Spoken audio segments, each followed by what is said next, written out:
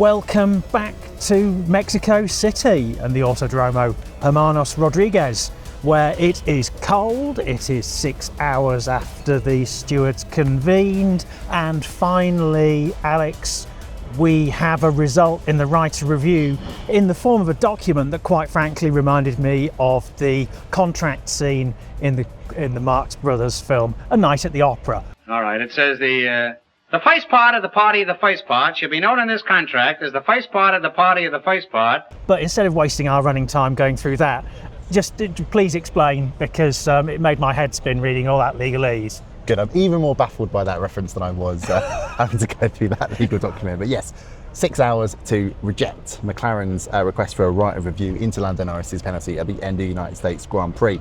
And yeah, quite comprehensive, the explanation, as you say, Codders, but it all boiled down essentially to one thing. And this was how that McLaren argued that, as I read all my hastily scrawled notes here, McLaren had argued that stewards had made an incorrect statement in the document announcing Lando Norris's penalty, and this was because McLaren's position is he was so far ahead of Max Verstappen when it came to that overtaking manoeuvre that he was, if I use my hands to demonstrate, he was ahead of the car, and therefore when it came to taking that corner, he went from being the attacker to being the defender, and therefore Max Verstappen getting to the apex first and forcing them both off the track was the one that therefore had been in the wrong. There are 4 elements for any right of review to go forward. McLaren felt that this met the criteria for it being significant, new and relevant, and also that it met the high bar requirement for right of review cases, which is enshrined in the FIA's International Sporting Code. However, when it came to assessing everything, the stewards only looked at the relevant element of it, and they rejected that because the stewards felt that the team's argument did not demonstrate an error had been made in terms of what the stewards determined for Lando Norris. They did also comment on the high bar element of the right review process in the FIA Sporting Code. It's a little bit vague in terms of how they termed it, but from what I understand it, sort of the suggestion is it chimes with something McLaren were very cross with, which was how Norris wasn't, he didn't visit the stewards, he didn't give his point of view or his opinion. I think what this is getting at is that when it comes to the high bar and the right of review cases, when it comes to cases where the drivers haven't been heard, maybe the bar comes down a little bit so that their evidence could then be submitted going forwards in future cases. But yeah, Connors, I don't know. I always thought this was going to be rejected. What did you think? I thought it was going to be rejected. I didn't think it would have a leg to stand on. When I actually read what they'd submitted, I thought actually fairly compelling if you've got data. But I suppose what it comes down to is what I'd describe as sort of the Schrodinger's cat element of whether the error in the original steward's judgment, the supposed error, was actually new or not. And actually, given that the steward's document came out then, the fact that it may or may not have been wrong isn't actually new. So is it new? Is it significant? Is it relevant? The FIA said, but also the fact that there was an acknowledgement that maybe the current regulation isn't quite fit for purpose in circumstances like this. Oh, well, another redrafting of the rules, that's going to be great, isn't it? Well, this strikes me as something as McLaren have tried to do this to get certain changes down the line. Yeah. Maybe they never really thought they had not much of a case, but they didn't necessarily think that this was going to lead to anything, because, I mean, speaking to team insiders throughout the day, the vibe is always, well, these right reviews never get to the process of kicking on into the next phase of it. The FIA doesn't really go back on its decisions. We know this historically.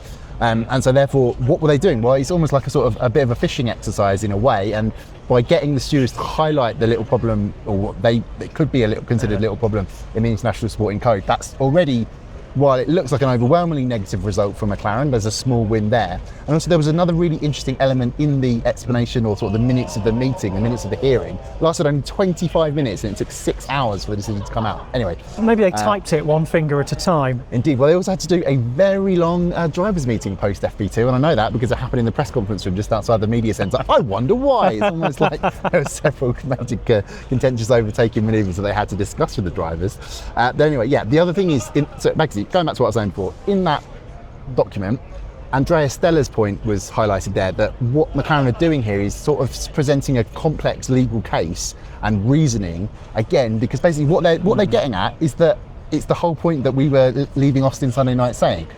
What Max Verstappen is doing is he is making himself into the attacker when he has been the defender. And while the FIA racing rules, the guidelines don't cover that. Therefore, there's no way it could have been overturned or changed or declared incorrect as per the right of review document. McLaren have highlighted this, and while the stewards haven't suggested, like they did with the International Sporting Code thing, that it should be looked at, that's what McLaren are doing. They're saying, look, there's nuance, there's complications, let's get this out in the open. And it may be when Andrea Stella speaks to the media tomorrow that he offers a more in-depth and detailed, as he always does, very eloquent and very clever man, explanation of exactly what McLaren were trying to do. But anyway, that's the story of the day that came in at the very end of the day. Most of the rest of the day was all about tyres and the Pirelli tyre test. So Connors, you spoke to Pirelli's engineers after FP2. How did the big tyre test go for there? Okay, so there was a bit of a disparity between what the drivers said and what Pirelli said. A lot of the drivers were saying that the setup of FP2 with someone else dictating the run plan stole a little bit of the rhythm from what they're used to expect in FP2, and they couldn't really understand it or make sense of it. Pirelli thought it was pretty good. They said they completed 90 to 95% of the run plan despite the red flag, which was caused by George Russell whacking the curbs and going into the barrier hard. They evaluated a few C4 options, and they were in line with the current C4 in terms of performance, but had better thermal degradation characteristics. They were happy with that. C5 mixed results. That pleased the drivers, then. Yeah, exactly. You know, it's sort of, they want it to be a bit racier, but you know, about sort of that ballpark performance, but less degradations. Probably about all you can expect given the current state of play. C5 mixed results. There was one that appeared to be good. It worked well, but it was very dependent on conditions, you know, ambient temperatures, whether the sun was out. So more work to do there. The C6. I've got the impression they weren't massively happy with it, and they're kind of wondering, they want to homologate it anyway, but it'll probably only be used in Monaco because it didn't offer that much meaningful performance over the C5, and around here it was going off by the end of the lap, but they thought maybe that was circuit and condition specific. So more thought required, but the fact is that this is the last place they can test before they have to homologate the tyres and make them and then test them in Abu Dhabi. So apart from that, we went on to talk about the race. Sadly, likely to be a one-stopper because the degradation much lower than expected. It's the two-stop isn't that far off on paper, but the killer is that the DRS zone's being reduced by 75 metres. So overtaking will be harder. So that will organically push people towards the one-stop race, which of course we all look forward to, don't we? A one-stop race about as much as we look forward to people walking across our little thing here, or a quick burst of Fleetwood Mac over the circuit PA, which fortunately we've not had yet tonight. One last sort of element of the day, and this is how I think it's a very good day for Ferrari. This is despite the fact that with one of their cars they lost a lot of FP1.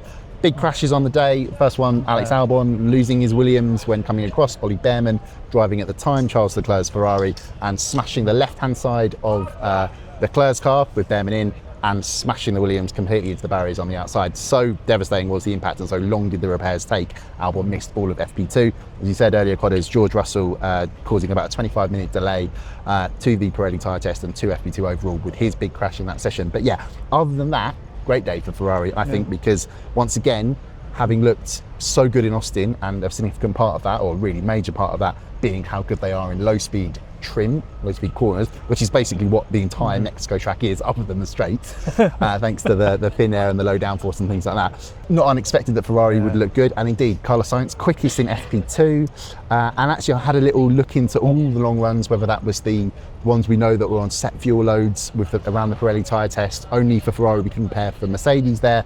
They were significantly faster on the medium tyres in FP2 by about a second, but because FP1 and FP3, the long runs there are going to be critical for the teams understanding the weekend long run tyre data, because the FP2 was so abnormal. I had a little look at that. Our top four teams on the hard tyre, and again Ferrari coming out on top. So yeah, a very good strong start to the weekend for Ferrari.